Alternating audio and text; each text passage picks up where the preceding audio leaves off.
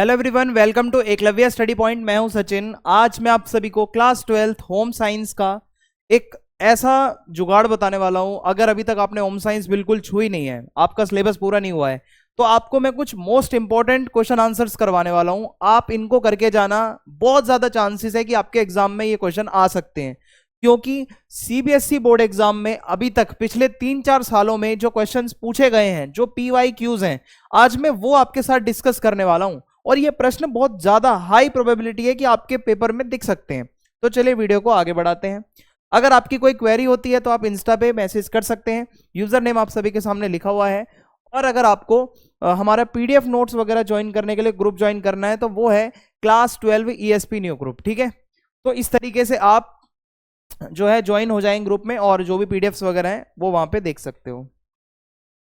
तो सबसे पहले जो हमारे सामने पहला क्वेश्चन बनता है, सबसे फर्स्ट क्वेश्चन है वो ये है, एक वृद्ध व्यक्ति जिसकी हाल ही में शल्य चिकित्सा का मतलब होता है कि अगर किसी की सर्जरी हुई है तो एक आहार विशेषज्ञ यानी कि जो डाइटिशियन होता है, जो एक्सपर्ट होता है, किस प्रकार के आहार की सलाह देगा, है ना। अगर किसी की सर्जरी हुई है, ऑपरेशन हुआ है, तो एक बूढ़ा व्यक्ति है जिसकी हाल ही में अभी अगर कोई सर्जरी हुई है, तो एक आहार विशेषज्ञ उसको हल्का पौष्टिक यानी कि थोड़ा लाइट खाना हो, थोड़ा ऐसा न्यूट्रिशियस हो और आसानी से पच जाए, इजी टू डाइजेस्ट हो, ऐसा आहार शरीर की रिकवरी में भी मदद करेगा, सूजन को कम करेगा। ठीक है, आगे बढ़ते हैं। अब आप कौन सा आहार सुझा सकते हो? ऐसा आहार होना चाहिए जिसमें प्रोटीन प्रचुर मात्रा में हो, तो इसमें टिश्यू की मरम्मत हो, घाव भरने वाले गुण हो, तो वो प्रोटीन ही होता है। इसके लिए दाल हो सकती है, पनीर है, अंडा है, ठीक है, अंडे का सफेद भाग हो सकता है, ठीक है, और सूप हो सकता है। तो ये सारी कुछ ऐसी प्रोटीन युक्त चीजें हैं जो दी जा सकती हैं। और नरम और सुपाच्य भोजन, भोजन और खाना ऐसा हो जो नरम हो, आराम से पचाया जा सके। दलिया है, खिचड़ी है, सब्जियों का सूप है, फलों की स्मूदी है। फिर उसके बाद आता है कि लिक्विड डाइट हो सकती है, शरीर को हाइड्रेटेड रखने के लिए नारियल पानी, फलों का रस, ठीक है, छाछ वगैरह। फाइबर युक्त भोजन हो सकता है, कब्ज से बचने के लिए दलिया, ओट्स, उबली हुई सब्जियां। एंटीऑक्सीडेंट्स वाले खाने हो सकते हैं, पपीता है, सेब है, अनार है, हरी सब्जियां हैं। तो ये सारी चीजें आप इसमें बता सकते हो।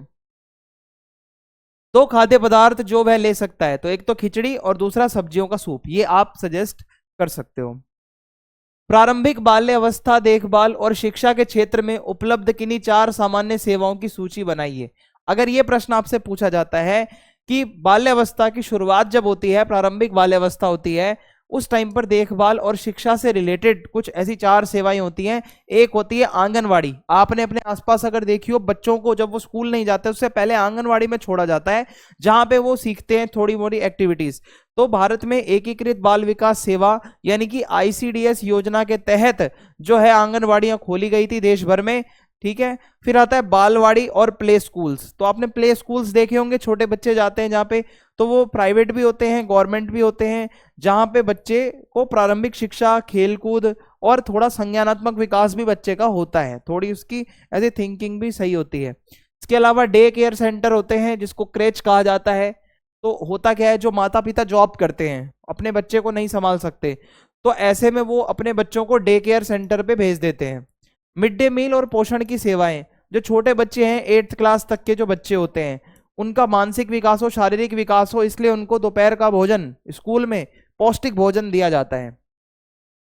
एक दिवस देखभाल केंद्र यानी कि डे केयर सेंटर्स जो होते हैं, जो शिशु गृह होते हैं, जहां छोटे बच्चों को रखा जाता है, वहां पे छोटे बच्चों की कौन सी 4 आवश्यकताओं की पूर्ति की जाती है, वो कौन सी 4 चीजें हैं जो वहां पे होती हैं।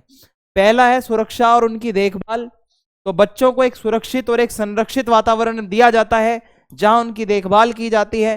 पोषण और स्वच्छता यानी कि ध्यान दिया जाता है बच्चों को, आहार जो खाना है वो बैलेंस्ड हो, संतुलित हो, साफ पीने का पानी हो, जिससे कि उनका स्वास्थ्य अच्छा रहे और बच्चा स्वस्थ रहे।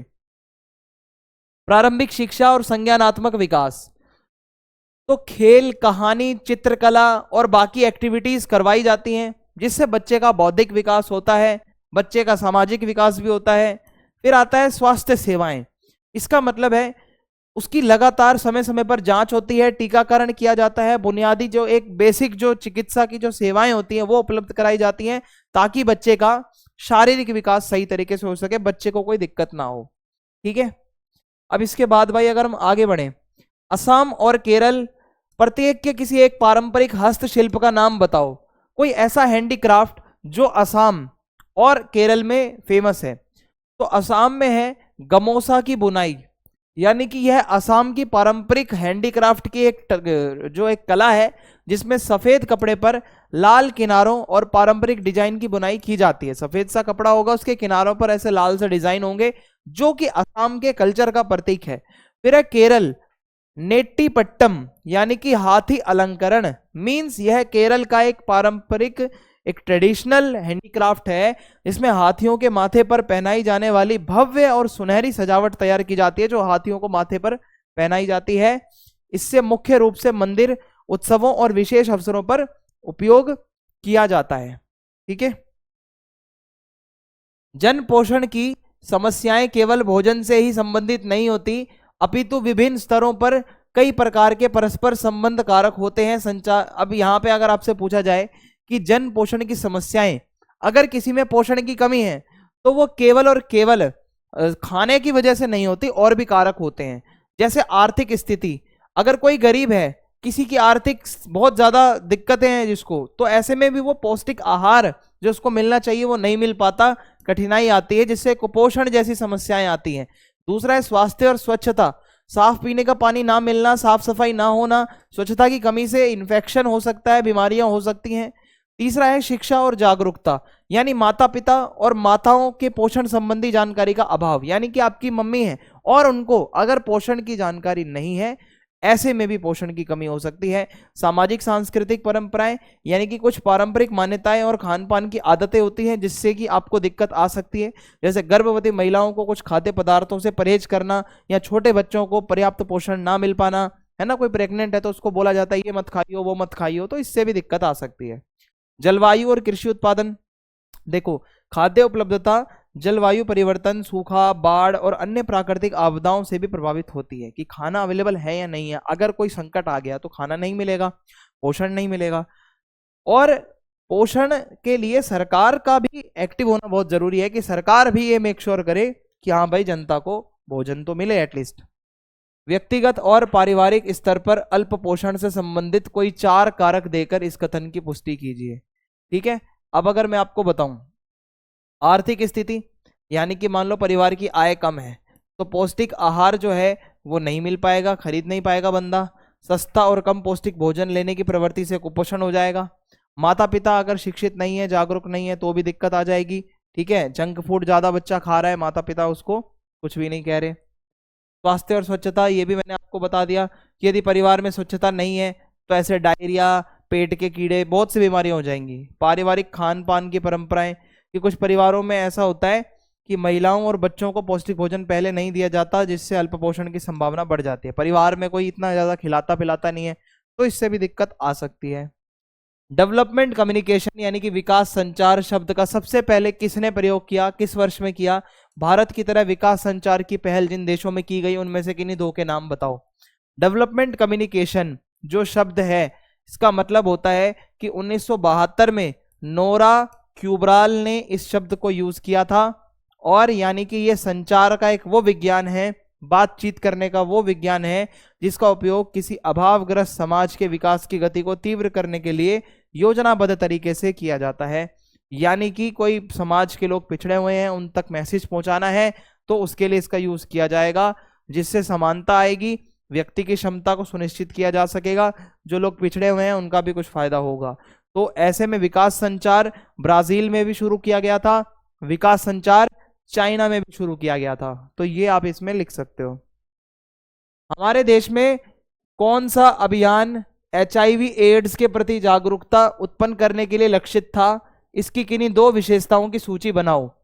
तो भारत के अंदर अगर HIV एड्स की बात करें तो उसके लिए जागरूकता के लिए जो अभियान था वो था राष्ट्रीय एड्स नियंत्रण कार्यक्रम, यानी नेशनल एड्स कंट्रोल प्रोग्राम, जिसको NACP भी कहा जाता है। तो इसका उद्देश्य था कि लोगों को जागरूक करना, इसे 1992 में शुरू किया गया था और इसके अलग अलग चरण हुए, जिसमें एड्स के प्रति लोगों को जागरूक किया गया, लोगों को बताया गया इसकी रोकथाम कैसे होगी, इसका उपचार कैसे करवाना है। तो इसके बारे में दो चीजें कही जाती हैं कि एक तो टेलीविजन, रेडियो, समाचार पत्र, प्रिंट माध्यम और डिजिटल माध्यमों के जरिए HIV एड्स के प्रति लोगों को शिक्षित किया गया, बड़े पैमाने पर इसका प्रचार किया गया। फिर है उपचार और परामर्श। उपचार और परामर्श का मतलब है यहाँ पे कि जो लोगों को ऑलरेडी एड्स HIV हो चुका है, संक्रमित लोगों को निशुल्क परीक्षण यानी कि उसकी टेस्टिंग करवानी है तो उसके लिए कोई पैसा नहीं लिया जाएगा, परामर्श दिया जाएगा, कंसल्टेशन और उपचार की सुविधाएं भी दी जाएंगी कि वो लोग जो है अच्छे से उसका उपचार करवा सकें। और सुरक्षित यौन संबंधों को बढ़ावा दिया जाएगा कि अगर किसी से सेक्सुअल रिलेशन रखने हैं आपको, वो सुरक्षित तरीके से किए जाएं, क्योंकि अगर कोई HIV एड्स से पीड़ित है और वो किसी से भी सेक्सुअल रिलेशन बनाता है तो वो अपनी प्रॉब्लम दूसरे को भी दे सकता है। ठीक है, तो इसी के लिए फिर बहुत तरीके के ऐसे प्रोटेक्शन वगैरह होते हैं जिससे कि आप ये वायरस इधर से उधर, मतलब जो भी HIV वगैरह जो ये इधर उधर ना ट्रांसमिट हो, इसका ध्यान रखा जाता है। तो सेफ जो है मतलब बहुत ज्यादा जरूरी है। वस्त्रों की देखभाल और रखरखाव में उपयोग में लाए जाने वाले उपकरण की 3 श्रेणियां कौन सी हैं? अगर वस्त्रों की देखभाल करनी है तो ऐसे में कौन कौन से हैं उपकरण? सबसे पहला आता है धुलाई और सफाई के उपकरण, यानी कि आप कपड़ों को सबसे पहले धोते हो, उसको साफ करते हो, तो इसमें वॉशिंग मशीन है, साबुन और डिटर्जेंट है, ब्रश है, स्क्रबर है, जैसे अगर कोई हाथ से कपड़े धो रहा है तो ब्रश होगा ना, बाल्टी, टब है। दूसरा आता है सुखाने और इस्त्री करने वाले उपकरण, कपड़ों को ड्राई करना है तो कपड़े सुखाने की रस्सी होगी जिसपे आप कपड़े को डाल दोगे, या ड्रायर मशीन होगी, वॉशिंग मशीन के साइड में ही होती है जो सेमी ऑटोमेटिक वॉशिंग मशीन होती है, फिर आप उसको आयरन करोगे, प्रेसिंग बोर्ड होता है। तीसरा है कि आप उसको स्टोर करोगे, यानी कि कपड़े रखने के लिए हैंगर होगा, अलमीरा होगी, स्टोरेज बॉक्स होगा। और इसके अलावा अगर कपड़ा फट गया है तो आप क्या करोगे, उसकी सिलाई कर सकते हो, सिलाई मशीन होगी, सुई धागा होगा, बटन होगा, जिप मरम्मत यानी कि जिप खराब हो गई है तो उसके लिए किट होगी। तो ये पूरे उपकरण होते हैं देखभाल के। वस्त्रों में जल निष्कर्षण के 3 तरीके बताओ। अगर पानी निकालना है, ड्रेन करना है कपड़े में से, तो क्या होगा? सबसे पहले निचोड़ा जा सकता है, उसको स्क्वीज करके हाथों से कपड़े को मरोड़ो, दबाओ और जितना एक्स्ट्रा पानी होगा वो निकल जाएगा। ऐसे कपड़े को आपने ऐसे भिगोया और ऐसे करा तो सारा पानी निकल जाएगा। छोटे मोटे कपड़े तो आप इससे कर सकते हो, लेकिन कपड़े बहुत बड़े बड़े हैं तो वो नहीं हो पाएगा। फिर है स्पिन ड्राइंग, यानी कि वॉशिंग मशीन में स्पिन मोड का उपयोग करके भी आप पानी निकाल सकते हो। वॉशिंग मशीन में एक डेडिकेटेड एक ऐसा होता है जहां पे गीले कपड़े डालो और ड्रायर चलेगा और पानी सारा बाहर निकल जाएगा। फिर होता है टॉवल रोलिंग या सोकिंग, यानी कपड़े को सूखे तौलियों में लपेटकर हल्के से दबाने से उसमें से पानी सोख लिया जाता है। यह तरीका विशेष रूप से नाजुक कपड़ों के लिए उपयोग किया जाता है। ये बहुत वैसा तरीका है जो बहुत कम लोगों को पता होगा, तो ये ज्यादा यूज में भी नहीं आता। नैदानिक पोषण और आहारिकी क्षेत्र में प्रशिक्षित एक व्यक्ति, यानी कि जो क्लिनिकल जो न्यूट्रिशन होता है कि आप किसी को ऐसी चीजें बता रहे हो जिससे कि उसकी कोई बीमारी में रिकवरी होगी, तो आप एक क्लिनिकल न्यूट्रिशनिस्ट हो। अगर आपने ट्रेनिंग ले रखी है तो आप कौन कौन से जीविका के अवसर आपको मिलेंगे, आप कहाँ कहाँ पे काम कर सकते हो? सबसे पहला है क्लिनिकल डाइटिशियन बन सकते हो आप, अस्पतालों में, क्लिनिक में, हेल्थ सेंटर में मरीजों के लिए आप योजना बना सकते हो। सामुदायिक पोषण विशेषज्ञ बन सकते हो, कम्युनिटी न्यूट्रिशनिस्ट, आप एनजीओ वगैरह में काम कर सकते हो, सरकारी योजनाओं के साथ मिलकर काम कर सकते हो सरकार के साथ। खाद्य एवं पोषण सलाहकार, यानी कि फूड एंड न्यूट्रिशन कंसल्टेंट, यानी कि जिम हो गया, फिटनेस सेंटर हो गए, स्पोर्ट्स एकेडमी वगैरह में भी आप न्यूट्रिशन से रिलेटेड ऐसी सलाह वगैरह दे सकते हो। शोधकर्ता एवं शिक्षाविद, आप न्यूट्रिशन के फील्ड में रिसर्च वर्क कर सकते हो, यूनिवर्सिटी लेवल पे आप पढ़ा भी सकते हो। तो ये 4 ऑप्शंस हैं। चिकित्सीय खाद्य पदार्थ क्या होते हैं, कोई एक उदाहरण दीजिए। यानी कि ऐसा खाना जिससे कि आपको कहीं ना कहीं वो उपचार भी करता है। जैसे चिकित्सीय खाद्य पदार्थ वो विशेष आहार होते हैं, खाना ऐसा होता है जिन्हें विशेष स्वास्थ्य स्थितियों वाले व्यक्तियों के लिए तैयार किया जाता है। कोई अगर लैक्टोज इंटॉलरेंट है तो उसके लिए अल्टरनेटिव एक ऐसा दूध होगा जो सिर्फ उन लोगों के लिए होगा जिनको ऐसा लैक्टोज से दिक्कत है। ऐसे ही ग्लूटेन मुक्त, ऐसे ग्लूटेन फ्री आटा, ग्लूटेन फ्री ओट्स, ये सारी चीजें क्या होती हैं, अगर आपको कोई कंडीशन है ऐसी जो कि ये दिक्कत देती है आपको ग्लूटेन वगैरह, तो ऐसे में थोड़ा चिकित्सीय खाद्य पदार्थ जो होगा वो अलग तरीके से डिजाइन किया जाएगा जिससे आपको कोई दिक्कत ना हो। ठीक है।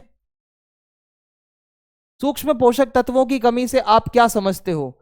देखो, सबसे पहले तो आपको पता होना चाहिए कि पोषक तत्व यानी कि जो न्यूट्रिएंट्स होते हैं वो हमारी बॉडी के लिए बहुत जरूरी हैं। ठीक है। दो तरीके के न्यूट्रिएंट्स होते हैं, एक तो सूक्ष्म होता है, दूसरा होता है वृहत पोषक तत्व। तो इस तरीके से जो सूक्ष्म पोषक तत्व होते हैं और जो वृहत पोषक तत्व होते हैं उसमें पहले आपको अंतर पता होना चाहिए। जो वृहत पोषक तत्व हैं वो ऐसे पोषक तत्व होते हैं जो आपको बड़ी मात्रा में चाहिए डेली, जैसे कार्बोहाइड्रेट है जो आपको रोटी से मिल रहा है, प्रोटीन है जो आपको दालों से मिल रहा है, पनीर से मिल रहा है। ठीक है। आपका फैट हो गया, ठीक है, जो दही वगैरह से आ रहा है या आपका मक्खन से आ रहा है, गुड फैट है। तो ये ऐसी चीजें हैं जो वृहत है। लेकिन क्वेश्चन में आपसे पूछता है कि सूक्ष्म पोषक तत्व, अब कुछ ऐसे पोषक तत्व जो कम मात्रा में चाहिए होते हैं, जैसे कि हमारे वाइटामिन हो गए, मिनरल्स हो गए। ठीक है। तो अगर किसी में किसी विटामिन की कमी हो गई, मिनरल्स की कमी हो गई, जैसे आयरन, कैल्शियम, इसकी कमी हो गई, तो क्या दिक्कत हो सकती है, ये आपको इसमें बताना है। तो देखो, सूक्ष्म पोषक तत्वों की कमी, इसमें क्या है कि शरीर में कुछ आवश्यक विटामिन और खनिज होते हैं, मिनरल्स होते हैं जिनकी कमी हो जाती है, जिससे कि आपकी बॉडी सही तरीके से काम नहीं कर पाती। ये पोषक तत्व थोड़ी मात्रा में आवश्यक होते हैं, लेकिन इनकी अनुपस्थिति से कई प्रकार की दिक्कतें आ सकती हैं, जैसे कि एनीमिया हो जाना, रतौंधी, रात में दिखना बंद हो जाना, हड्डियों की कमजोरी। ऐसा नहीं है कि भाई ये कम मात्रा में चाहिए तो आप बिल्कुल भी नहीं लोगे तो कुछ नहीं होगा आपको। आपको बहुत दिक्कत हो सकती है अगर किसी विटामिन की कमी हो जाती है, मिनरल की कमी हो जाती है आपकी बॉडी में। सूक्ष्म पोषकहीनता के लिए प्रयुक्त अन्य शब्द कुछ और भी ऐसे, अगर मान लो विटामिन मिनरल की कमी है तो ऐसे में कहा जाता है कि सूक्ष्म पोषक तत्वों की कमी को छुपी हुई भूख भी कहा जा सकता है, क्योंकि इसके लक्षण तुरंत दिखाई नहीं देते लेकिन यह स्वास्थ्य पर गहरा प्रभाव डालता है। यानी कि अगर आप में विटामिन की कमी है या इन सब की कमी है तो वो छुपे तौर पर होगा, आपको सामने से नहीं दिखेगा एकदम से। भारत में प्रचलित किसी एक सूक्ष्म पोषकहीनता का नाम लिखो। एक कोई इंडिया में ऐसी दिक्कत बता दो जो बहुत ज्यादा कॉमन है। तो एक है आयरन की कमी हो जाना, यानी कि खून की कमी हो जाना, एनीमिया। एनीमिया से जो पीड़ित व्यक्ति होगा उसमें दो लक्षण दिखेंगे आपको। पहला लक्षण ये दिखेगा कि वो बहुत ज्यादा थका हुआ रहेगा, कमजोर रहेगा। आयरन की कमी से हीमोग्लोबिन कम बनेगा, जिससे ऊर्जा नहीं आएगी बॉडी में, एनर्जी नहीं रहेगी, त्वचा पीली होने लगेगी। तो खून में लाल रक्त कोशिकाओं की कमी के कारण जो आपकी स्किन होगी और जो आपकी आंखों का रंग होगा वो पीला पीला सा दिखने लगेगा, तो ये खून की कमी से होता है। उपभोक्ता वस्तुओं और सेवाओं के अंतिम खरीदार होते हैं। कई बार वे समस्याओं का सामना करते हैं क्योंकि निर्माता तथा सेवा प्रदाता उनकी सभी अपेक्षाओं को पूरा करने में असमर्थ रहते हैं। यानी कि कंज्यूमर की बात हो रही है, आप कुछ खरीदने जा रहे हो जब, तो इस कथन के बारे में आपको बताना है कि वस्तुओं की खरीदारी करते समय उपभोक्ताओं को किन चार चीजों पर ध्यान देना चाहिए, क्या अपेक्षाएं, क्या एक्सपेक्टेशन रखनी चाहिए। सबसे पहली चीज, आप एक कस्टमर हो, कंज्यूमर हो, आपको क्वालिटी का ध्यान रखना चाहिए। उपभोक्ता ये एक्सपेक्ट कर सकता है कि खरीदी गई वस्तु अच्छी क्वालिटी की हो। आप भाई कुछ भी लेने जाओगे आप यही कहते हैं ना, भैया अच्छी क्वालिटी का दिखा दो, क्योंकि क्वालिटी अच्छा मिलना आपका राइट है, टिकाऊ होना चाहिए। ठीक है। यदि उत्पाद निम्न गुणवत्ता का होगा, घटिया क्वालिटी का होगा, तो फिर ऐसे में क्या होगा, आपको सेटिस्फेक्शन नहीं मिलेगी। फिर है उचित मूल्य, यानी कि जो उसका रेट है वो सही लगाना चाहिए। उपभोक्ता यह उम्मीद करता है कि उत्पाद या सेवा की कीमत उसके मूल्य और गुणवत्ता के अनुसार उचित हो। यानी कि देख के पता चल जाता है कौन सी चीज कितने तक की हो सकती है मैक्सिमम। ऐसा नहीं है चीज आपकी सस्ती सी लग रही है, रेट आपने उसका बहुत ज्यादा हाई लगा रखा है, ये नहीं होना चाहिए। यदि कीमत बहुत ज्यादा अधिक होगी तो या हिडन चार्जेस होंगे तो वो एक तरीके से धोखाधड़ी के उसमें कैटेगरी में आ जाता है। फिर है सेफ्टी। उपभोक्ता चाहते हैं कि खरीदी गई वस्तु स्वास्थ्य और सुरक्षा के लिए सेफ हो। खराब गुणवत्ता की होगी, हानिकारक सामग्री होगी, तो ऐसे में क्या होगा, आपकी सेफ्टी से कॉम्प्रोमाइज होगा, जो कि नहीं होना चाहिए। गारंटी और ग्राहक सेवा, उपभोक्ता को यह भी अपेक्षा रहती है कि यदि कोई समस्या हो तो उन्हें वारंटी मिले, रिप्लेसमेंट मिले, रिपेयरिंग मिले। आपने लैपटॉप खरीदा, उसकी कुछ वारंटी होनी चाहिए, हाँ भाई इसमें बीच बीच खराबी आती है तो उसमें मैं आपसे कॉन्टेक्ट कर पाऊं, ये आपका राइट है।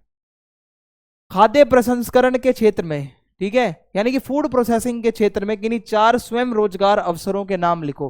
फूड प्रोसेसिंग की लाइन में अगर आप जाते हो तो इसमें आप क्या करोगे? तो खुद के रोजगार, घरेलू स्तर पर आप घर पे कुछ अगर करना चाहते हो, अचार और मुरब्बे का बिजनेस कर लो। जैसे वो देखा होगा तारक मेहता का उल्टा चश्मा में भिड़े जो है और वो उसकी बीवी अचार वचार बेचते हैं, तो वैसा काम कर लो भाई। या फिर उसका जैम वैम बनाओ, बाजार में बेचो, फायदा ही फायदा। पापड़ बना लो या फिर बढ़िया बना लो। पारंपरिक तरीके से आप अलग अलग तरीके के जो है पापड़ बनाओ, बढ़िया तैयार करो, इसको अपने लोकल बाजार में या ऑनलाइन बेचो, बहुत फायदा है। हर्बल और मसाला पाउडर बनाओ, घरेलू स्तर पर हल्दी बना दो, धनिया बना दो, गरम मसाले बना दो, चाय का मसाला बना दो, बेकरी और स्नैक्स का सामान बना दो, केक हो गया, कुकीज हो गए, ब्रेड हो गए, नमकीन हो गई। भाई सुन के मुंह में पानी आ जाएगा, इतनी सारी चीजें आप बनाओ, खुद से घर पे बनाओगे ना, लोकल लेवल पे भी आप इसको बेच सकते हो आसपास। अगला टॉपिक है CARA का अर्थ और इसका एक प्रमुख कार्य क्या है।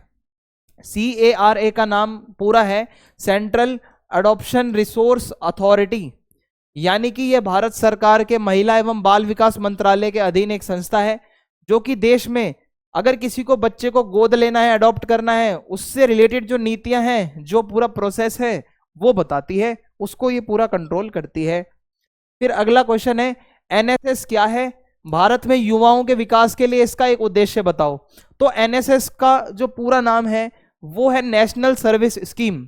तो भारत में युवाओं के विकास के लिए इसका एक उद्देश्य अगर मैं आपको बताऊं, तो युवाओं के अंदर एक ऐसी भावना लाना कि देश के लिए काम करो, कुछ देश के लिए समाज सेवा, मतलब समाज के लिए कुछ सेवा करो, एक्टिवली पार्टिसिपेट करो। जैसे पेड़ लगाना है, ज्यादा से ज्यादा सफाई करनी है, ठीक है, या फिर ऐसा मतलब पुराने कपड़े हैं तो उनको किसी को जरूरतमंद को दान में दे दो, कोई अगर पिछड़ा एरिया है तो वहां बच्चों को पढ़ा दो। तो ये NSS का काम है। भारतीय उपभोक्ता किस प्रकार बिक्री संवर्धन के लुभावने हथकंडों के प्रलोभन में आकर भ्रमित हो जाते हैं और इसके शिकार बनते हैं। यानी कि हम जो कंज्यूमर हैं, हम जब कुछ खरीदते हैं ना, कभी कभी हम पागल बन जाते हैं जो सामने वाला हमें बेच रहा होता है, क्योंकि उनके सेल्स प्रमोशन की जो टेक्निक्स होती हैं, उनके हथकंडे इतने लुभावने होते हैं कि हम अपने आप को संभाल नहीं पाते, समझ नहीं पाते चल क्या रहा है।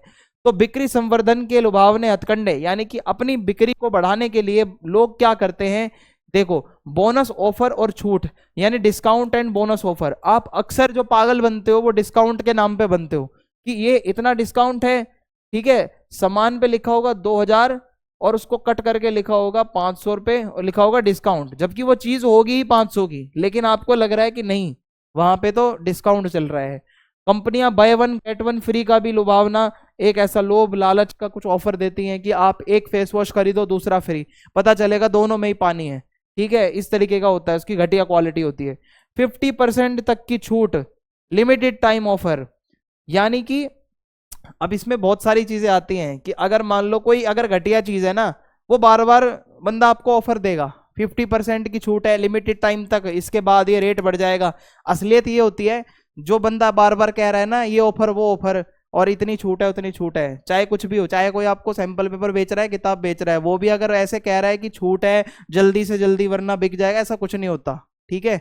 ये जो अच्छी चीज होगी ना, जैसे कि कोई ब्रांड होगा, वो कभी भी इतने ऑफर नहीं निकालेगा, ये जिसका सामान बिकता नहीं है वही बार बार बोलता है कि आज के लिए ऑफर है, बस, ऐसा कुछ नहीं होता।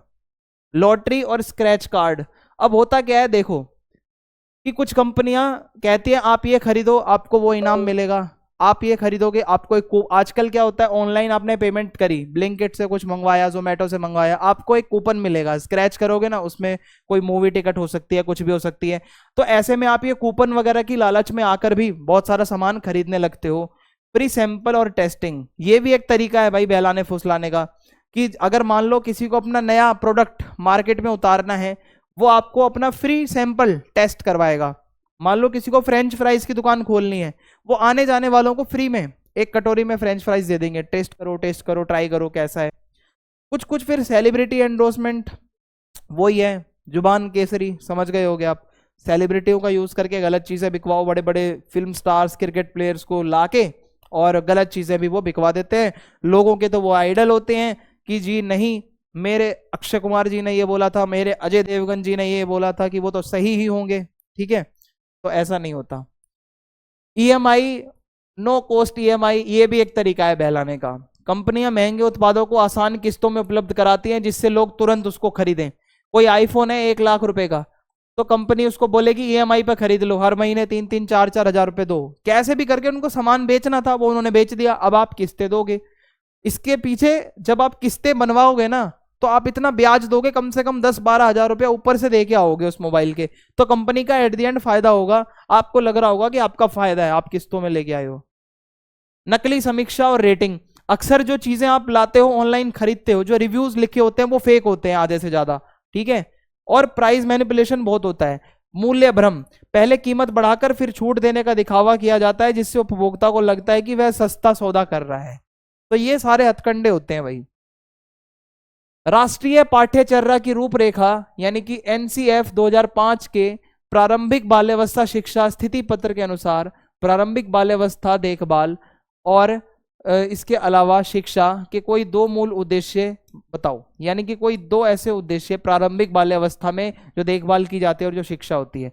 तो इसमें सबसे पहले अगर आप इस एज में बच्चे की देखभाल कर रहे हो, शिक्षा दे रहे हो, तो उसका समग्र विकास हो ये सुनिश्चित किया जाता है कि बच्चों का शारीरिक, संज्ञानात्मक, सामाजिक, भावनात्मक, भाषाई हर तरीके का विकास हो, बच्चे का एक सर्वांगीण विकास किया जाए, ये सोचा जाता है, एक ऐसा वातावरण उसको मिले। आजीवन सीखने की नींव रखना, एक वही टाइम होता है प्रारंभिक वर्षों में, आप बच्चों को जैसा सिखाओगे वो आगे वैसा ही रहेगा, तो उसकी मजबूत नींव होगी तो आगे भी वो बच्चा मजबूत रहेगा। तो उसको ऐसा खेल खेल में सिखाना, अनुभव यानी कि एक्सपेरिमेंट्स करवा के, आनंददायक कुछ ऐसी विधि हो जिससे बच्चों में सीखने की इच्छा बढ़े, ये सारी चीजें करी जाती हैं। फिर है मुनसेल रंग चक्र के आधार पर रंगों का वर्गीकरण कीजिए। जो मुनसेल जी थे उन्होंने एक रंग चक्र बताया था, कितने प्रकार के आपके कलर होते हैं। तो सबसे पहले मुनसेल कलर सिस्टम जो है वो बताता है कि 3 तरीके के गुण होते हैं किसी भी कलर के, ह्यू, क्रोमा, वैल्यू। यानी कि ह्यू चटकीलापन, हल्कापन, यानी कि ह्यू जो होगा उसमें लाल, नीला, पीला, ठीक है, रंग का प्रकार होगा। चटकीलापन यानी कि कितना रंग चटकीला है, कितना चटक है। हल्कापन यानी कि वो कितना ब्राइट है, कितना डार्क है। जैसे कि मुनसेल चक्र के अनुसार जो रंग है वो होते हैं प्राइमरी, सेकेंडरी और टर्शियरी, यानी कि मुख्य रंग, द्वितीयक रंग और तृतीयक रंग। अब ये जो 3 तरीके के रंग हैं, प्राइमरी कलर वो रंग होते हैं जैसे लाल, पीला, नीला। द्वितीयक रंग होते हैं नारंगी, हरा और बैंगनी। तृतीयक रंग होते हैं जो प्राथमिक और द्वितीयक रंगों को मिलाकर बनते हैं, जैसे कि पीला, हरा, लाल, नारंगी। अब मान लो सेकेंडरी कैसे बनते हैं, जब आप 2 प्राइमरी कलर्स को मिलाते हो। तो फॉर एग्जाम्पल जो लाल कलर है ये ऊर्जा, उत्साह और शक्ति को दिखाता है, और आमतौर पर चेतावनी के संकेतों में भी लाल कलर देखने को मिलता है। झंडों, ऐसे झंडे वगैरह भी होते हैं लाल कलर के, ठीक है। तो इस तरीके से ये मुनसेल का जो चक्र है इसमें आप कलर के टाइप्स आपसे पूछा जा सकता है। संरचनात्मक डिजाइन और अनप्रयुक्त डिजाइन क्या होता है? देखो, जब आप कपड़ों के बारे में पढ़ते हो तो डिजाइनिंग, फैशन डिजाइनिंग में 2 चीजें आती हैं, एक होता है स्ट्रक्चरल डिजाइन, दूसरा होता है अप्लाइड डिजाइन। संरचनात्मक डिजाइन का मतलब है यह डिजाइन कपड़े की बनावट, सिलाई और उसकी संरचना से जुड़ा है। मींस वो कपड़ा बना कैसे है, उसकी संरचना कैसी है।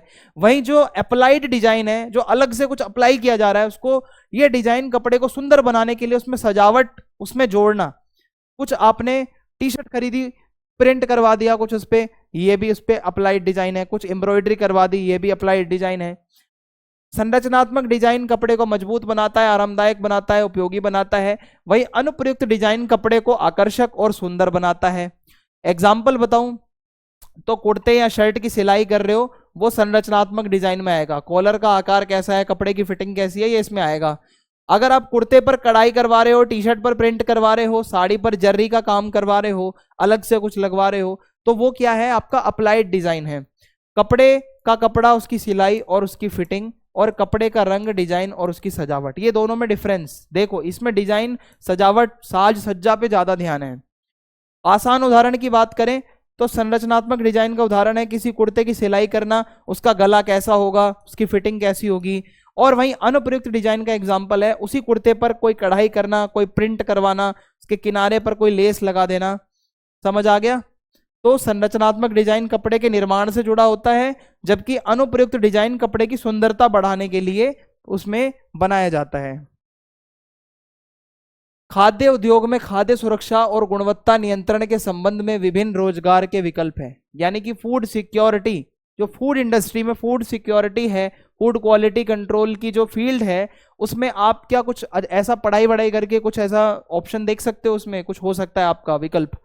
तो खाद्य गुणवत्ता नियंत्रक बन सकते हो आप। आपने अगर अच्छे से पढ़ाई करी है तो खाद्य उत्पादों की क्वालिटी सुनिश्चित करना, और जैसे कि FSSAI, ISO, HACCP के अनुसार क्या वो सही है खाना या नहीं है, इसको चेक करना, ये आप इस फील्ड में जा सकते हो। फूड सेफ्टी ऑफिसर बन सकते हो, FSO कहा जाता है जिसको। तो खाद्य पदार्थ जो होते हैं, खाने की चीजें, उसकी सुरक्षा मानकों का पालन सुनिश्चित करना कि वो उसके जो सुरक्षा मानक होते हैं जिस तरीके से बनाया जाना चाहिए वो है या नहीं है, इसको चेक करना। खाद्य उत्पादन कैसे हो रहा है, उसकी पैकेजिंग कैसे हो रही है, उसका निरीक्षण करना। उपभोक्ताओं के लिए यानी कि जो कंज्यूमर होंगे उनके लिए सुरक्षित खाद्य उपलब्ध कराने की निगरानी करना, विजिलेंस, ऐसा नजर रखना सही से सब कुछ हो रहा है या नहीं हो रहा, ये इसका काम है। खाद्य परीक्षक विश्लेषक यानी कि फूड टेस्टिंग एनालिस्ट होता क्या है, जो लैब होती है, लैबोरेटरीज वगैरह होती हैं, उसमें माइक्रोबियल और रासायनिक परीक्षण किया जाता है, कुछ ऐसा टेस्टिंग होती है। और उसमें अगर कोई खाने में बैक्टीरिया है, कोई विषाणु है, कोई और कंटेमिनेंट्स हैं जो खाने को गंदा कर सकते हैं, तो उसको चेक करने का काम इसी का होता है लेबोरेटरी में। फिर रिसर्च साइंटिस्ट, फूड माइक्रोबायोलॉजी, तो कुछ लोग इसमें भी अपना कोई कोर्स वगैरह करके रिसर्च साइंटिस्ट बन सकते हैं। खाने में जो माइक्रो ऑर्गेनिजम्स आ जाते हैं जिससे कि रिसर्च करके आपको देखना है क्या क्या बीमारी हो सकती है, खाने को प्रिजर्व कैसे करना है, खाने की प्रोसेसिंग के नए तरीके क्या हो सकते हैं, ये सारी चीजों के लिए आप काम कर सकते हो। उपभोक्ताओं को मानकीकरण चिन्ह यानी कि मार्क देखकर ही सामान खरीदना चाहिए। आप कोई भी पैकेट वाला सामान लोगे उसके पीछे कुछ मार्क बने होते हैं, कुछ निशान होते हैं, ठीक है। तो ये जो उपभोक्ता होते हैं, हम लोग जो होते हैं, हमें मानकीकरण चिन्ह वाले उत्पाद खरीदने की सलाह दी जाती है। कुछ भी ऐसा मत खरीदो जो ट्रांसपेरेंट पैकेट में पैक है, उसके आगे पीछे कोई मार्क वगैरह नहीं है। हमेशा वो चीज खरीदनी चाहिए जो मार्क लगी हुई होगी, क्योंकि उसमें क्या होगा, क्वालिटी उसकी सही होगी, सुरक्षित होगी और विश्वसनीय होगी। तो गुणवत्ता और सुरक्षा की guarantee, quality and safety assurance, यदि उस पर चिन्ह लगा हुआ है तो उस पर क्या है, सरकारी या फिर अंतरराष्ट्रीय मानकों के अनुसार उस पर परीक्षण किया गया है। इट मीन्स हमारी सरकार कहती है कि आप उस चीज को यूज कर सकते हो और ये उत्पाद में कोई मिलावट नहीं है, कोई खराब चीज नहीं है, स्वास्थ्य को नुकसान पहुंचाने वाली कोई सामग्री नहीं है। दूसरा है उपभोक्ता संरक्षण और विश्वास। तो अगर आप प्रमाणित उत्पाद उपभोक्ताओं को ठगी और नकली सामान से बचाता है, यानी कि जो एकदम प्रमाणित कोई भी प्रोडक्ट है जिसपे वो ऐसा चिन्ह बना हुआ है, तो इससे आपकी ठगी नहीं होगी, नकली सामान नहीं मिलेगा। और ये जो सामग्री होगी ये टिकाऊपन भी इसमें ज्यादा होगा, पूरी गारंटी वाला सामान होता है जिसपे ऐसा निशान होता है। आगे है ISI मार्क का प्रमाणन संगठन। इसका मतलब है ISI मार्क भारतीय मानक ब्यूरो, ठीक है, का एक प्रमाणन चिन्ह है। यह इलेक्ट्रॉनिक, ठीक है, ISI इस तरीके से कुछ ऐसा ही ये मार्क बना होता है। ये इलेक्ट्रॉनिक का सामान, बिजली के उपकरण, कोई निर्माण सामग्री है, कोई फैक्ट्री का सामान है, उसके ऊपर आपको देखने को मिलेगा। कोई इलेक्ट्रॉनिक का कोई भी इलेक्ट्रॉनिक का सामान ले आओ, पीछे ISI का मार्क बना होगा। तो इसके अलावा गैस सिलेंडर, पंखे, इलेक्ट्रॉनिक वायर वगैरह होती है, मिनरल वाटर वगैरह जो होता है, इन पे भी ISI का मार्क बना होगा। तो ISI के बारे में भी आता है तो आप ये बता दोगे। विकास संचार की विधि के रूप में मुद्रण माध्यम यानी कि प्रिंट मीडिया और टेलीविजन के साथ इसकी तुलना करो। टेलीविजन वर्सेस प्रिंट मीडिया यानी कि समाचार पत्र। तो अगर इन दोनों में हमें तुलना करनी है तो देखो, मुद्रण माध्यम यानी कि जो प्रिंट हो रहा है, समाचार पत्र है, पत्रिकाएं हैं, बुक्स वगैरह, पोस्टर है। वहीं टेलीविजन क्या है, ऑडियो विजुअल माध्यम है, जिसको आप सुन सकते हो, जिसको आप देख सकते हो। फिर है मुद्रित माध्यम, केवल टेक्स्ट और चित्रों के माध्यम से होता है, पाठ, उसको आप पढ़ सकते हो और उसमें चित्र देख सकते हो। जबकि टेलीविजन में आवाज भी आती है, चित्र भी आते हैं, वीडियो भी आती है, तो ये और ज्यादा प्रभावी होता है। और अगर देखें, केवल पढ़ने वाले लोग ही प्रिंट मीडिया का यूज कर सकते हैं, जिनको लैंग्वेज की समझ है, पढ़ना आता है। टेलीविजन को पढ़े लिखे और अनपढ़ दोनों देख सकते हैं। प्रिंट माध्यम थोड़ा विस्तृत होता है, गहरी जानकारी देता है, लेकिन जो टीवी वगैरह में जानकारी आती है बहुत संक्षिप्त होती है, छोटी होती है, अट्रैक्टिव ज्यादा होती है। जो प्रिंट माध्यम है वो पढ़ने और सोचने की आवश्यकता होती है उसमें, जिसमें टाइम लगता है। आप समाचार को पढ़ोगे तो बहुत टाइम लगेगा न्यूज़पेपर को पढ़ने में, लेकिन टीवी देखने में टाइम नहीं लगता, जल्दी आप पढ़ लोगे। फिर है प्रिंट मीडियम में क्या होता है, पाठकों के पास जानकारी को बार बार पढ़ने का एक अवसर होता है। आपने एक खबर पढ़ी, फिर पेज पलट के फिर पढ़ो, लेकिन न्यूज में जो न्यूज गई वो वापस नहीं आती, ठीक है, सुविधा नहीं मिलती ये वाली। प्रिंट मीडिया में धीमी गति से लेकिन लंबे समय तक ये इसका असर रहता है। आप इसको डेली पढ़ोगे, धीरे धीरे इसका असर लंबे समय तक रहेगा। लेकिन टेलीविजन में तेजी से संदेश आया, तुरंत प्रभाव डाला, अगले थोड़े ही देर में आप न्यूज भूल जाओगे क्या थी। समाचार पत्र, पत्रिकाएं, पुस्तकें कम लागत में उपलब्ध होती हैं, लेकिन टीवी का सेट महंगा आता है। भाई न्यूज़पेपर और टीवी में तो है ही नहीं कोई कंपैरिजन। न्यूज़पेपर सस्ता सा आता है, टीवी बहुत महंगा आता है। फिर है प्रिंट मीडिया में पाठकों की प्रतिक्रिया धीमी होती है, यानी कि जो आप तुरंत नहीं बता सकते आपको खबर कैसी लगी। टीवी में आप बता सकते हो, लाइव शो चल रहा है, कॉल इन प्रोग्राम है, सोशल मीडिया से भी आप बता सकते हो हमारे टीवी का जो वो प्रोग्राम था उसमें वो चीज़ ऐसी थी वैसी थी। फिर है व्यावसायिक धुलाई घर विभिन्न भागों में व्यवस्थित किए जाते हैं, जिनके कुछ विशिष्ट कार्य होते हैं।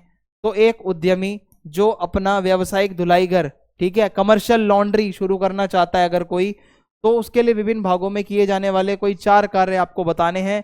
और अगर ये ऐसी व्यावसायिक धुलाई घर होती है तो ऐसे में सांकेतिक पट्टियों की पद्धति से आप क्या समझते हो। ये 2 क्वेश्चन आपके इससे रिलेटेड हैं, इस एक लाइन से। तो देखो इसमें क्या है, जो कमर्शियल लॉन्ड्री होती है, व्यावसायिक धुलाई घर होता है, अगर कोई भी एक एंटरप्रेन्योर है जो शुरू करना चाहता है अपना खुद का स्टार्टअप, तो सबसे पहले क्या होगा, संग्रहण और छटाई का काम होगा। ग्राहकों से कपड़े इकट्ठे किए जाएंगे, सूती है, ऊनी है, सिल्की है, क्या है, उनको अलग किया जाएगा। फिर रंगीन और सफेद कपड़ों को अलग किया जाएगा, ताकि सफेद कपड़ों के साथ कलर वाले धो दोगे तो उसका कलर उस पर ना चढ़ जाए। फिर धुलाई और सफाई का काम होगा, डिटर्जेंट कौन सा होना चाहिए, केमिकल और पानी का तापमान कितना रखना है। विशेष कपड़े हैं अगर तो उसकी ड्राई क्लीनिंग होगी, स्टेन रिमूवल की प्रक्रिया होगी, अगर उस पर दाग धब्बे आ गए हैं तो उसको हटाया जाएगा स्टेन्स को। सुखाने का काम होगा, कपड़े को मशीनों में और प्राकृतिक तरीके से सुखाया जाएगा, कपड़ों पर प्रेस की जाएगी। फिर उसकी पैकिंग होगी, धुले हुए कपड़ों को सही तरीके से फोल्ड करके उसको पैक करके कस्टमर्स को वापस भेज दिया जाएगा समय पर, ठीक है। ये काम होता है पूरा जो कमर्शियल लॉन्ड्री वाले होते हैं। अब ऐसे में क्या होता है, व्यावसायिक धुलाई घर जो होता है उसमें कुछ सांकेतिक पट्टियां होती हैं। इसका मतलब क्या है, टैग करना, टैग लगाना।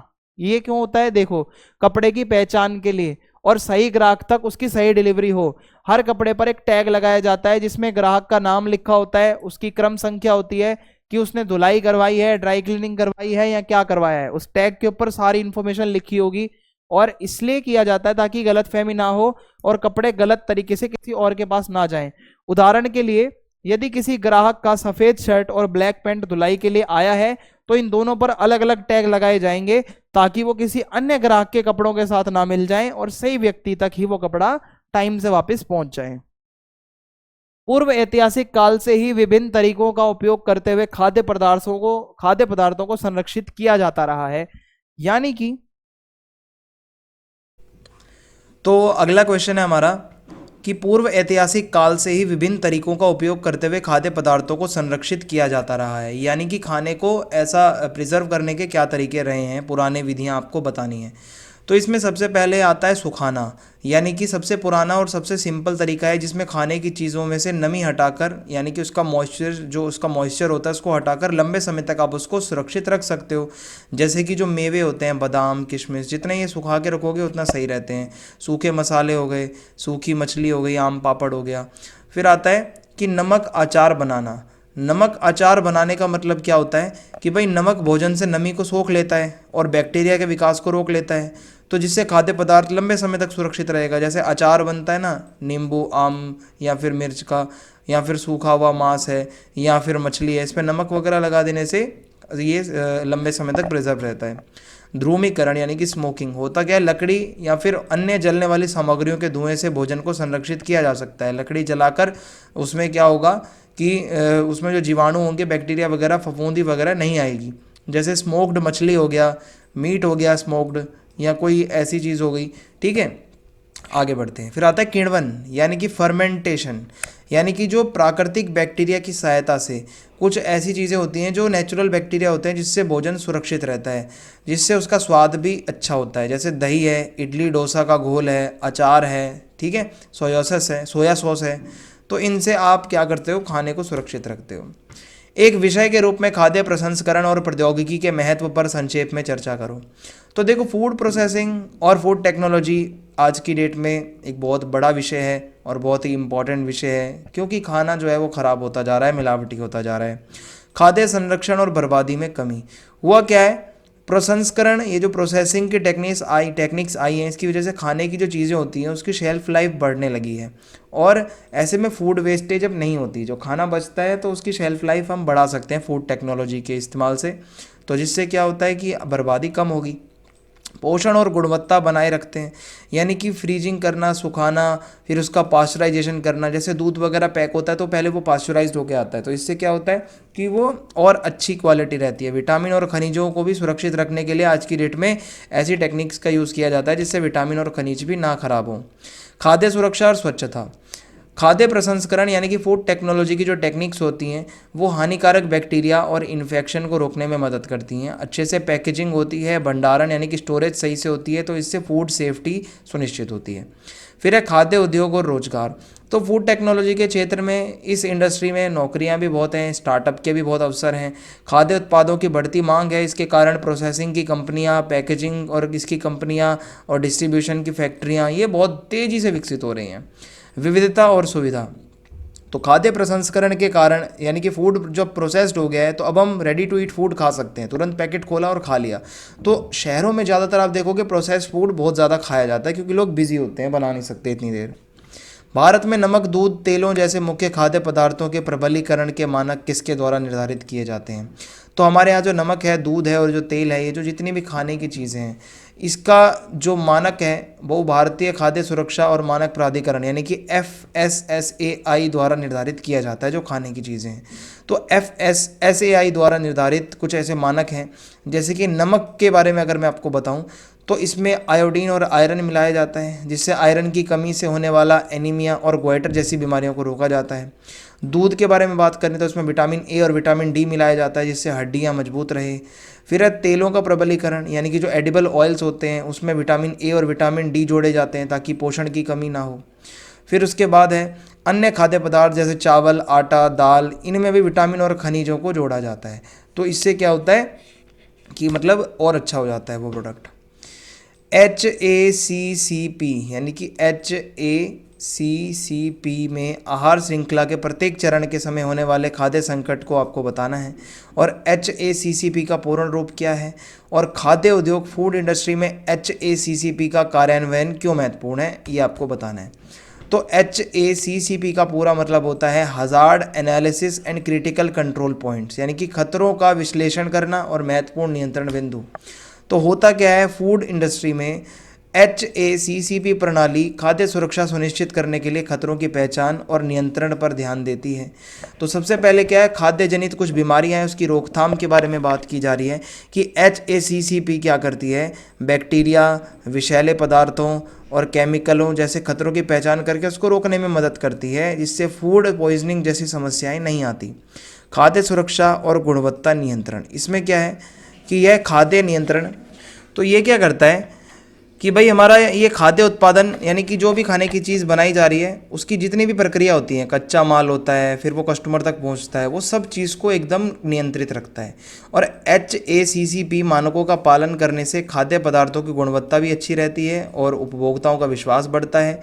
फिर है वैश्विक खाद्य मानकों का पालन, जो ग्लोबल इंटरनेशनल स्टैंडर्ड का खाना होता है उस तरीके से वो ऐसा पालन किया जाता है कि HACCP अंतर्राष्ट्रीय स्तर पर जो खाद्य सुरक्षा प्रणाली है, ठीक है, यानी कि इंटरनेशनल लेवल पर जो स्टैंडर्ड होता है खाने का उसके अकॉर्डिंग ये सब काम होता है। और खाद्य निर्यात करने वाली कंपनियों के लिए इसका पालन आवश्यक है, यानी कि जो भी फूड को एक्सपोर्ट करती है तो वो इन सभी का पालन करके ही वो चीज़ बनती है और इंटरनेशनल मार्केट में आती है। अगला प्रश्न है, शौर्य ने एक होटल में चेक इन किया, वो एक होटल में गया, होटल के किस विभाग का कर्मचारी सबसे पहले उसका अभिवादन करेगा और स्वागत करेगा, और होटल के इस विभाग द्वारा दी जाने वाली किन्हीं 3 अन्य सेवाओं की सूची बनाओ। तो सबसे पहले फ्रंट ऑफिस का जो विभाग है वो उसका वेलकम करेगा। तो सबसे पहले चेक इन और चेकआउट की प्रक्रिया होती है, मेहमान जब आते हैं तो उनका रजिस्ट्रेशन होता है जिसको चेक इन कहते हैं, फिर कमरा उसको दिया जाता है, रूम एलोकेट किया जाता है, चेकआउट होता है जब वो बाहर जा रहा है, फिर बिलिंग होती है और पेमेंट होती है। फिर है जानकारी और सहायता, तो होटल की जितनी भी सर्विसेज हैं, जो आसपास के दर्शनीय स्थल हैं, अच्छी जगहें हैं, उनकी जानकारी देते हैं ये विभाग वाले लोग। परिवहन, रेस्तरां और अन्य सुविधाओं की बुकिंग में सहायता करते हैं। तीसरा है कस्टमर सपोर्ट और शिकायत निवारण, यानी कि मेहमानों को देखा जाता है कि उनकी जो ज़रूरतें हैं उनको समझा जाता है, उनको सुविधाएं दी जाती है। कोई भी समस्या है तो शिकायत है उसका समाधान किया जाता है ताकि मेहमानों का एक्सपीरियंस अच्छा हो। किशोर न्याय अधिनियम के अंतर्गत देखभाल और संरक्षण की आवश्यकता वाले बच्चों के किन्हीं 4 संवर्गों की सूची बनाओ। तो इसमें क्या है कि भाई किशोर न्याय अधिनियम बालकों की देखरेख और संरक्षण से रिलेटेड है, 2015 में ये आया। तो इसके तहत कुछ कैटेगरियाँ बनाई गई हैं जिनमें कुछ बच्चे हैं, जैसे है अनाथ और बेसहारा बच्चे। तो जो बच्चे जिनके माता पिता का निधन हो गया है, जिन्हें छोड़ दिया गया है, ऐसे बच्चों को चाइल्ड केयर इंस्टीट्यूशंस में रखा जाता है। फिर आते हैं शोषित और दुर्व्यवहार से पीड़ित बच्चे, यानी कि जिन बच्चों से घरेलू हिंसा होती है, शारीरिक मानसिक शोषण होता है, जिन बच्चों का बचपन में मजदूरी करवाई जाती है, बाल विवाह हो जाता है, या ऐसा मानव तस्करी के शिकार होते हैं जो बच्चे, उनको यहाँ पे लाया जाता है और साइकोलॉजिकली उनको हेल्प की जाती है। फिर है गुमशुदा और लावारिस बच्चे, वो बच्चे जो अपने परिवारों से बिछड़ गए हैं, जिनका कोई देखभाल करने वाला नहीं है, उनको चाइल्ड वेलफेयर कमेटी के तहत संरक्षण दिया जाता है। फिर है अपराध में लिप्त या फिर प्रभावित बच्चे, तो ऐसे बच्चे जो अपराध में शामिल हैं, किसी अपराध के शिकार हुए हैं, उनको सुधारने के लिए जुवेनाइल होम्स में भेजा जाता है जहां उनकी काउंसलिंग की जाती है। किसी संगठन की उत्पादकता में सुधार लाने में सुकार्यिकी का महत्वपूर्ण क्या रोल रहता है? सुकार्यिकी के 4 लाभ आपको बताने हैं। सुकार्यिकी का मतलब है अर्गोनॉमिक्स, यानी कि जो आपका वर्क प्लेस है उसको आप ऐसा डिज़ाइन करो जहां जो कर्मचारी लोग होंगे उनके लिए सब कुछ सुविधाजनक हो, सुरक्षित हो और प्रभावी हो। तो इससे क्या है, संगठन की पूरे ऑफिस की प्रोडक्टिविटी बढ़ेगी, लोग अच्छे से स्वस्थ रहेंगे, काम अच्छे से करेंगे। तो सुकार्यिकी से 4 फायदे होंगे। एक तो कार्य कुशलता और उत्पादकता में वृद्धि आएगी। जब लोग अच्छे से आरामदायक कार्यस्थल पर रहेंगे, सुविधाजनक रहेगा, तो कर्मचारी क्या है, तेज़ी से काम करेंगे। और सही ऊंचाई की टेबल रखो, आरामदायक कुर्सियाँ रखो, अच्छी रोशनी वाले जगहों पर काम करवाओ, तो हर कोई अच्छे से काम करेगा। शारीरिक थकान और चोटों में कमी, तो होगा क्या, गलत बैठोगे, गलत मुद्रा में तो दिक्कत होगी। असुविधा के कारण क्या है कि भाई कमर में दर्द, गर्दन में दर्द, और मतलब बहुत सारी बीमारियां जैसे कार्पल टनल सिंड्रोम जैसी समस्याएं हो सकती हैं। तो सुकार्यिकी की वजह से जब आप सुधार करोगे वर्क प्लेस पे, तो काम भी अच्छा होगा, सब सही रहेगा, लोग सेटिस्फाइड रहेंगे यार अपना काम करते हुए। तो जब वर्क प्लेस आरामदायक होगा तो कर्मचारियों की ज़रूरतों को भी ध्यान में रखा जाएगा, वो अच्छे से संतुष्ट रहेंगे और मोटिवेटेड रहेंगे। इससे कर्मचारियों का मनोबल भी बढ़ता है और वो लंबे समय तक काम करेंगे। त्रुटियों और गलतियों में भी कमी होगी, क्योंकि सही उपकरण और सही सुविधा होगी तो हर कोई अच्छे से काम करेगा, गलतियां भी कम होंगी, फोकस करके हर कोई काम करेगा और क्वालिटी में भी सुधार आएगा। जीवन और कार्य में संतुलन प्राप्त करना सरल नहीं है। इस संदर्भ में कार्यस्थल पर आवश्यक कोई 4 प्रक्रिया यानी कि सॉफ्ट स्किल्स बताओ जो आपको अपने वर्क प्लेस पे होनी चाहिए। सबसे पहला है टाइम मैनेजमेंट। देखो, कार्य को प्राथमिकता देना और सही समय पर पूरा करना बहुत ज़रूरी है। प्रायोरिटी दो अपने काम को। टू डू लिस्ट बनाओ, टाइम ब्लॉकिंग करो, डेडलाइन फोकस, यानी कि ऐसी टेक्निक्स बनाओ कि हाँ आपको आज क्या क्या करना है, डेडलाइन दो खुद को। प्रोक्रेस्टिनेशन मत करो भाई, आप आलस में जाके मत सो जाओ। दूसरा है तनाव प्रबंधन। स्ट्रेस मैनेजमेंट की सॉफ्ट स्किल होना बहुत ज़रूरी है कि काम के दौरान कभी कभी तनाव आता है, स्ट्रेस होता है, तो आप मेडिटेशन करो, डीप ब्रीथिंग करो। काम और व्यक्तिगत जीवन यानी कि प्रोफेशनल और पर्सनल लाइफ में बैलेंस बनाए रखो, समय समय पर ब्रेक लो, हमेशा पॉजिटिव सोचो, ठीक है, ज़्यादा ओवरलोड मत करो। कम्युनिकेशन स्किल अच्छी रखो, अपने आसपास के जो कलीग्स हैं उनसे अच्छे से बात करो, अपने कार्य सीमाएं तय करो, ज़रूरत पड़ने पर ना कहना सीखो, ये नहीं सबको हाँ कह रहे हो। गलत फहमियों को दूर करने के लिए एक्टिव लिसनर बनो, सभी की बातों को सुनो।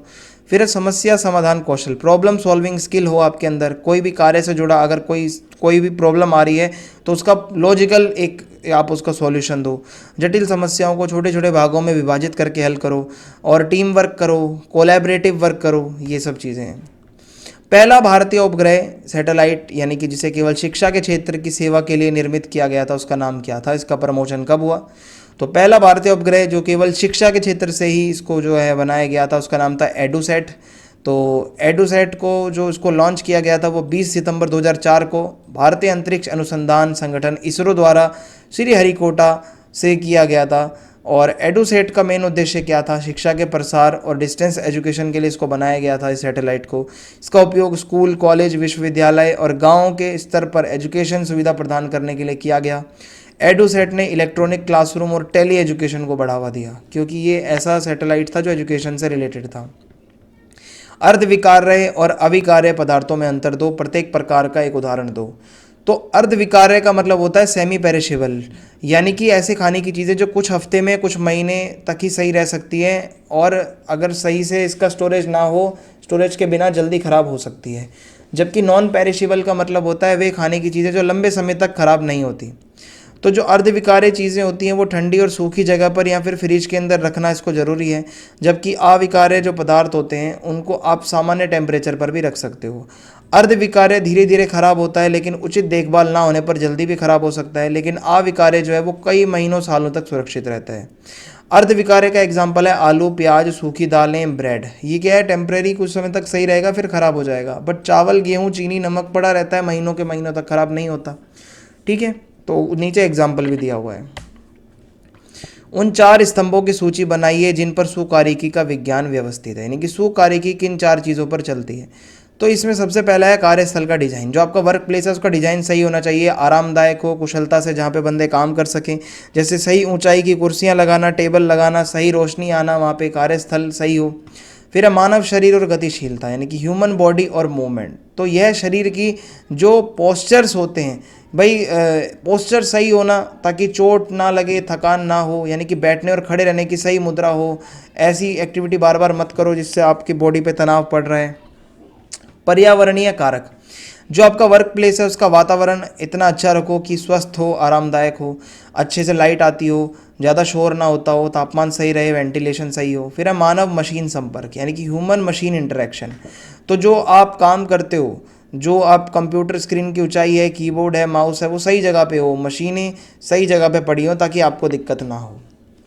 आहार चिकित्सा के 4 उद्देश्य आपको बताने हैं। तो आहार चिकित्सा को कहते हैं डाइट थेरेपी। तो आहार चिकित्सा का मतलब है किसी को हेल्दी बनाए रखना और उसको डाइट ऐसी देना जिससे कि उनकी बीमारियों में उसको रोकथाम हो। जैसे रोग की रोकथाम, संतुलित खाना देना, पोषक आहार देना, अच्छा न्यूट्रिशियस खाना देना। इससे कई बीमारियां जैसे मधुमेह हो गया, दिल की बीमारी है, मोटापा, इसको रोका जा सकता है। इससे इम्यून सिस्टम भी मजबूत होता है। रोगों का प्रबंधन और उपचार, कुछ बीमारियां हैं जैसे कि हाई बीपी हो जाना, किडनी की बीमारियां, गैस्ट्रिक बीमारियां, इसके इलाज के लिए आपको एक अच्छी डाइट प्लान की ज़रूरत होती है। अच्छी डाइट से आप दवा के प्रभाव को भी बढ़ा पाओगे और आपकी रिकवरी और अच्छी हो जाएगी। फिजिकल रिहेबिलिटेशन, यानी कि अगर कोई बीमारी हुई है आपको या सर्जरी हुई है, उसके बाद क्या है, जो पेशेंट होता है उसकी ऊर्जा और जो उसकी न्यूट्रिशन की ज़रूरत है उसको पूरा करने के लिए आप ऐसा डाइट बनाते हो उसके लिए, ताकि जो रोगी है वो तेज़ी से स्वस्थ हो जाए और उसको अंदर कोई कमजोरी ना रहे। फिर है स्वस्थ वजन और पोषण संतुलन बनाए रखना। अच्छी डाइट होगी तो आहार चिकित्सा से क्या है, मोटापा और कुपोषण जैसी चीज़ें भी नियंत्रण में आ जाएंगी। तो इससे क्या है कि पोषण तत्व जो होते हैं, पोषक तत्व, उनकी मात्रा सही बनी रहेगी। आहार विशेषज्ञ जो होता है, डाइटिशियन या नैदानिक पोषण विशेषज्ञ या क्लिनिकल न्यूट्रिशनिस्ट, वो किन 4 तरीकों से रोगी की पोषण स्थिति का मूल्यांकन करते हैं, यानी कि वो कैसे असेसमेंट करते हैं कि इसके अंदर कितना पोषण है और किस चीज़ की इसको ज़रूरत है। सबसे पहले क्लिनिकल असेसमेंट होता है। रोगी के जो फिजिकल जो कुछ लक्षण है उसको देखा जाता है, जैसे त्वचा का रंग क्या है, बाल कैसे हैं, आँखों की चमक कैसी है। कुपोषण या विटामिन की कमी पहचान में आ जाती है। फिर आहार का मूल्यांकन किया जाता है कि आप रोगी जो वो क्या खाते हो, डेली क्या खाते हो। तो 24 घंटे का रिकॉर्ड पूछा जाता है क्या क्या खाते हो। फिर क्या है, फूड फ्रीक्वेंसी क्वेश्चनर पूछा जाता है, बार बार आप फ्रीक्वेंटली कौन सा खाना खाते हो। ठीक है, फिर क्या है, एंथ्रोपोमेट्रिक असेसमेंट, यानी कि नृविज्ञान संबंधी मूल्यांकन। रोगी की ऊंचाई पूछी जाएगी, वजन पूछा जाएगा, बीएमआई, उसका वेस्ट हिप रेशो। ठीक है, और बच्चे में विकास दर का मूल्यांकन किया जाता है जिससे पोषण की स्थिति पता चलती है। इन सब से पता चलेगा कि कितना न्यूट्रिशन का लेवल है। बायोकेमिकल असेसमेंट, यानी कि आपका ब्लड निकालना, आपका ब्लड यूरिन टेस्ट करना, haemoglobin, blood sugar, cholesterol, protein का लेवल क्या है, विटामिन और खनिजों की जांच की जाती है ताकि पता चले क्या बीमारी है। अगला प्रश्न है हमारा, सामुदायिक रेडियो से आप क्या समझते हो? देश के विकास में इसकी 2 महत्वपूर्ण भूमिका बताओ। सामुदायिक यानी कि कम्युनिटी रेडियो क्या है? एक स्थानीय रेडियो सेवा है जो एक लोकल लेवल पर होती है। किसी विशेष समुदाय की जानकारी, शिक्षा और जागरूकता और मनोरंजन के लिए इसको चलाया जाता है, विशेष एक समुदाय के लिए। और ये आमतौर पर गाँव में होता है, छोटे शहरों में होता है, जो कुछ खास लोग होते हैं उनके लिए होता है। और यह बड़े व्यावसायिक रेडियो चैनलों से अलग है क्योंकि ये कोई ऐसा प्रॉफिटेबल नहीं है, बस समुदाय के लोगों के लिए बनाया गया है। तो देश के विकास में सामुदायिक रेडियो का बहुत बड़ा योगदान है कृषि और ग्रामीण विकास में सहायता, क्योंकि सामुदायिक रेडियो किसानों को मौसम, नई नई खेती की तकनीकें, फसल सुरक्षा, सरकारी योजनाओं की जानकारी देता है। सभी किसान आके सुनते हैं, जिससे नई नई टेक्नोलॉजीज, नए नए आइडियाज़ उनको मिलते हैं, जिससे किसानों की आय में वृद्धि होती है, उनकी पैदावार में वृद्धि होती है। एजुकेशन और अवेयरनेस के लिए काम आता है भाई ये, क्योंकि ये साक्षरता, स्वास्थ्य, महिला सशक्तिकरण, पर्यावरण, इन सब से जुड़ी जानकारियाँ लोगों को देता है। और वहाँ की लोकल भाषाओं में कार्यक्रम चलाए जाते हैं, टीकाकरण को लेकर कि भाई इंजेक्शन लगवा लो, स्वच्छता को लेकर, ठीक है। विनिर्मित खाद्य तथा फॉर्मूलाबद्ध खाद्य में अंतर बताओ। तो देखो भाई, मैन्युफैक्चर्ड खाना क्या होता है? ऐसी चीज़ें जो प्राकृतिक अवयवों को प्रोसेसिंग द्वारा करके बनाई जाती हैं, जैसे ब्रेड है, बिस्कुट है, चॉकलेट है, नूडल्स हैं। नेचुरल चीज़ लाके उसको कुछ प्रोसेस करके बनाया जाएगा। फॉर्मुलेटेड फूड क्या होता है? जैसे कि मान लो फॉर्मूला बनाकर कुछ ऐसा, जैसे बेबी फॉर्मूला दूध होता है, मेडिकल सप्लीमेंट होते हैं, ठीक है, तो एनर्जी ड्रिंक होती है। तो फॉर्मूलाबद्ध खाना क्या करता है? ऐसी खाने की चीज़ें होती हैं जो विशेष वैज्ञानिक विधियों से बनाई जाती हैं, ठीक है। और इसमें क्या है, मैन्युफैक्चर्ड फूड में प्राकृतिक सामग्री को ही प्रोसेस करके उसको यूज़ के लिए तैयार किया जाता है। वहीं फॉर्मुलेटेड फूड को वैज्ञानिक रूप से साइंटिफिकली की जो न्यूट्रिशन की ज़रूरत है उसी को ध्यान में रख के बनाया जाता है। मैन्युफैक्चर्ड फूड जो होता है वो क्या करता है? भोजन को संरक्षित करना, स्वाद बढ़ाना और सुविधा प्रदान करने पे काम करता है। वहीं फॉर्मूलाबद्ध जो खाना होता है वो क्या करता है? पोषण संबंधी विशेष आवश्यकता, जैसे बच्चों को क्या ज़रूरत है, बीमार लोगों को क्या ज़रूरत है, एथलीट्स को क्या चाहिए, उसको ध्यान में रखते हुए प्रोडक्ट्स बनाए जाते हैं। अंतर्राष्ट्रीय फैशन में फ्रांस का प्रभुत्व 18वीं शताब्दी में प्रारंभ हुआ था, यानी कि फ्रांस फैशन के लिए बहुत ज़्यादा जाना जाता था। औद्योगिक क्रांति से पूर्व फैशन में हुए किन्हीं दो विकासों का उल्लेख करो। तो जब औद्योगिक क्रांति हुई तो उससे पहले 18वीं शताब्दी में फ्रांस जो है वो फैशन का केंद्र था। तो एक तो हाथ से बने हुए कपड़े और सजावट, इसका बहुत ध्यान दिया जाता था। हैंडलूम से चीज़ें बनाई जाती थी, कढ़ाई किया जाता था, मतलब कढ़ाई की जाती थी, लेस लगाई जाती थी, रेशमी धागों से सुंदर सजावट की जाती थी। अमीर लोग जो है वो रेशमी और भारी डिजाइन वाले कपड़े पहनते थे, खास तौर पर फ्रांस में ये चीज़ें बनती थी। फिर है डिजाइनर कपड़े और ख़ास सिलाई। तो इस समय फ्रांस में खास डिजाइन किए गए कपड़े, जिसको हॉटेक क्वार्टर भी कहा जाता है, वो बनाए जाते थे, जो अमीर लोगों के लिए खास तौर पर तैयार किए जाते थे। हर व्यक्ति के नाप के हिसाब से इसको सिलवाया जाता था, जिससे कपड़े ज़्यादा फिट और स्टाइलिश दिखते थे। संशोधित आहार क्या होता है? मॉडिफाइड डाइट, ऐसा खाना जिसमें थोड़ा बदलाव कर दिया जाता है। तो जिस बंदे की ज़रूरत है उसके अकॉर्डिंग आप उसको वैसा खाना दो। कोई व्यक्ति बीमार है, उसकी न्यूट्रिशन की अलग नीड्स हैं, वेट मैनेजमेंट करना है, उसकी कोई बीमारी है, तो उसके अनुसार आप उसको डाइट दोगे। जैसे रोगी की पाचन क्षमता को ध्यान में रखते हुए उसको भोजन देना, किसी का पाचन सही नहीं है तो हल्का खाना दो। ऊर्जा, प्रोटीन, विटामिन या खनिजों की मात्रा को कंट्रोल रखना कि भाई कितनी प्रोटीन की चीज़ें देनी है, कितने विटामिन देने हैं। किसी को डायबिटीज़ है, हार्ट की बीमारी है, तो आपने देखा होगा उसको अलग तरीके से खाना दिया जाता है। संशोधित आहार के प्रकार, एक तो है लिक्विड डाइट या सॉफ्ट डाइट, ठीक है, तरल आहार, आप लिक्विड डाइट दे रहे हो, नरम आहार दे रहे हो। या पोषक तत्वों में संशोधित आहार, जैसे कि लो फैट वाली डाइट हो गई, लो सोडियम डाइट हो गई, नमक कम दो। या रोगी विशेष आहार हो गया, यानी कि अगर कोई डायबिटिक बंदा है तो उसको आप उस तरीके का आहार दोगे। जो कार्डियक अगर कोई पेशेंट है उसको अलग डाइट दोगे। तो मधुमेह के रोगी के लिए कम शक्कर वाली जो डाइट होगी, किडनी रोगी के लिए कम प्रोटीन और कम सोडियम वाला आहार होगा। सर्जरी के बाद अगर कोई खा रहा है तो वो लिक्विड डाइट लेगा, सॉफ्ट डाइट लेगा। फैशन की इंडस्ट्री में फैड्स का क्या मतलब होता है, एक एग्जांपल दो। तो देखो, फैड्स का मतलब होता है एक ऐसा फैशन ट्रेंड जो बहुत जल्दी फेमस हुआ और कुछ ही समय बाद फीका पड़ गया।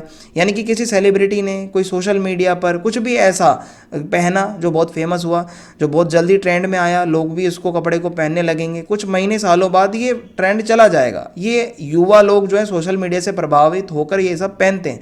जैसे रिप्ड जीन्स पहनना कुछ समय पहले बहुत फेमस था, फिर इसकी डिमांड कम हो गई। क्रॉप टॉप पहनना कुछ सालों तक बहुत ट्रेंड में रहे, फिर बाद में नया फैशन आ गया। फिर है तरलता में परिवर्तन के आधार पर 3 प्रकार के आहार कौन से होते हैं? प्रत्येक आहार का उदाहरण दो। तो जो तरलता होती है कि कितना तरल है, कितनी उसकी कंसिस्टेंसी है, इसके अकॉर्डिंगली 3 तरीके का होता है। एक होता है लिक्विड डाइट, यानी कि इसमें सिर्फ और सिर्फ लिक्विड ही दिया जाएगा। इसके अंदर आपका दूध है, जूस है, सूप है या फिर ब्रोथ है, ठीक है। ये कब दिया जाता है आपको एकदम तरल आहार? जब आपकी सर्जरी हुई है या कोई बहुत ज़्यादा बीमार है, जिसका पाचन तंत्र बहुत ज़्यादा कमज़ोर है, आप ज़्यादा हैवी नहीं खा पा रहे हो। फिर आता है सेमी सॉलिड डाइट या सॉफ्ट डाइट। इसमें क्या होता है, दलिया, खिचड़ी, दही, पके हुए फल, ऐसा खाना जो बहुत नरम है लेकिन एकदम लिक्विड नहीं है। ये बुजुर्गों को, छोटे बच्चों को, या फिर दांतों की समस्या है जिसको, उसको दिया जाता है, या जो कठोर भोजन नहीं खा पा रहा उसको दिया जाता है। फिर आती है सॉलिड डाइट, एकदम रोटी, चावल, सब्जियां और दाल। तो ये नॉर्मल है, जिसको चबा के खाते हैं, ठीक है। और जो स्वस्थ व्यक्ति है रोजमर्रा में ये खाता है, जो व्यक्ति सामान्य आहार ले सकता है, जब वो एकदम रिकवर हो गया है तो वो इसको लेता है। फैशन उद्योग में व्यापार के 3 स्तर कौन से होते हैं? तो देखो, फैशन की जो आपकी इंडस्ट्री है उसमें एक तो प्राइमरी लेवल होता है, प्राथमिक स्तर का। उसमें क्या होता है कि यह फैशन उद्योग की सबसे शुरुआती कड़ी होती है, जिसमें कच्चा माल प्रोड्यूस किया जाता है, कपास हो गया, ऊन, क्योंकि इसी से ही कपड़े बनेंगे जो भी बनेगा, ठीक है, चमड़ा वमड़ा। इसका महत्व क्या है? क्योंकि देखो, मूल सामग्री तो यहीं से आएगी। यह कपड़ा टेक्स्ट मिल्स, चमड़ा उद्योग और फैब्रिक निर्माताओं से जुड़ा होता है, ठीक है। जैसे भारत का खादी है, हथकरघा उद्योग है, रेमंड और वेल्सपन जैसा कपड़ा निर्माण कंपनियां हैं जो कपड़ा ही बनाती हैं सिर्फ, ठीक है। उसके बाद वो आगे कपड़ा ही बनाती है भाई, बस। वो माध्यमिक स्तर आता है, सेकेंडरी लेवल। इस स्तर पर डिज़ाइनिंग की जाती है, क्योंकि जो फैशन डिज़ाइनर होते हैं वो इसमें शामिल हो जाते हैं। फिर या गारमेंट मैन्युफैक्चरर हो गए, एसेसरी निर्माता हो गए। ये क्या, कपड़े ग्राहकों को अच्छे लगें, फैशन ट्रेंड के अनुसार उसको डिज़ाइन करते हैं। बड़े बड़े ब्रांड, फैशन हाउस यहाँ पे काम करते हैं कपड़े में डिज़ाइन करने का, जैसे ज़ारा है, नाइकी है, एडिडास है। और कुछ फैशन डिज़ाइनर हैं जैसे मनीष मल्होत्रा, रॉल्फ लॉरेन, सब्यसाची, ये कपड़ों को डिज़ाइन करते हैं। फिर आता है तृतीयक स्तर, यानी कि इस स्तर पर ग्राहकों तक फैशन की जो चीज़ें हैं वो पहुंचाई जाती है। रिटेल और डिस्ट्रीब्यूशन का काम होता है। तो इसमें रिटेलर्स होते हैं जो online stores, fashion boutique, shopping malls, departmental stores में जाते हैं, ठीक है, और ग्राहकों तक फैशन का सामान पहुंचाने का काम होता है। और इसमें होलसेल और रिटेल दोनों आ जाता है। तो ऑनलाइन की बात करें तो मिंत्रा, अमेजोन, फ्लिपकार्ट, यहाँ से आप कपड़े लेते हो। मॉल और ब्रांड की बात करें तो shopper stop, lifestyle, H&M store, west side, बहुत सारे आपने देखे होंगे, जूडियो वूडियो, वो इसमें आ जाएगा। तो इसी के साथ वीडियो समाप्त होती है। फीडबैक लिखना कमेंट बॉक्स में, वीडियो लाइक करें, वीडियो को शेयर करें। जय हिंद, जय भारत।